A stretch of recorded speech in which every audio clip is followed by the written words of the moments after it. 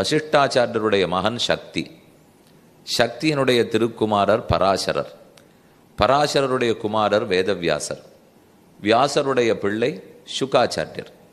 சுகாச்சாரியர் பரீட்சித்துங்கிறவருக்கு இதை உபதேசிக்கிறார். ஆனால் அவர் உபதேசிக்கணும்னா ஒருத்தர் எழுதியிருக்கணுமே, அதை வேதவியாசர் தகப்பனார் தான் எழுதி வைத்தார்.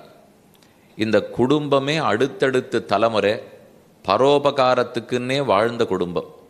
இப்போ ஒரு சாதாரணமாக சொல்கிறது உண்டு, பரோபகாரத்துக்கு தான் நதிகளெல்லாம் ஓடுகின்றன, பரோபகாரத்துக்கு தான் மரங்களெல்லாம் பழுக்கின்றன, பரோபகாரத்துக்காகத்தான் பசுக்களெல்லாம் பால் சுரக்கின்றன. அதை போல பரோபகாரத்துக்குத்தான் நமக்கு இந்த உடலையே பகவான் கொடுத்துருக்கார் என்று சொல்லுவது. இப்போ எந்த பசுமாடும் கொஞ்சம்தான் அதுக்கு கண்ணுக்குட்டிக்கு பால் ஊட்டுவார்கள், பாக்கியெல்லாம் நாம தானே எடுத்துக்கிறோம். நதியில் தண்ணீர் ஓடித்துன்னா அதுவேவா குடித்து பார்க்க போகிறது, நாம தானே குடிக்க போகிறோம். அதை போல் மரங்கள் பழுத்தால் மாமரம் எப்போவான்னு தங்கிட்ட பழுத்த ஒரு மாம்பழத்தை தானாக சாப்பிட்டு பார்க்க போகிறது இல்லையே.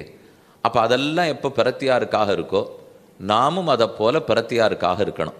ஆன்மீக விஷயத்தில் மக்கள் அத்தனை பேரும் உயர்வதற்காக உழைத்த ஒரு குடும்பம்னால் அது வசிஷ்டாச்சாரியருடைய குடும்பம்.